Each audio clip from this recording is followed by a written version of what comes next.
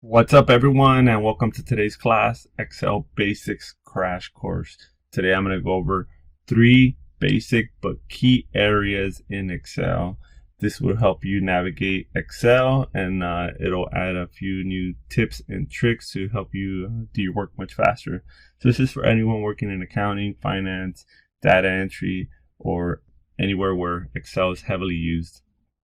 I can't tell you how many times I've worked with college graduates or people that have been working in accounting for years, and they don't know these basic key areas.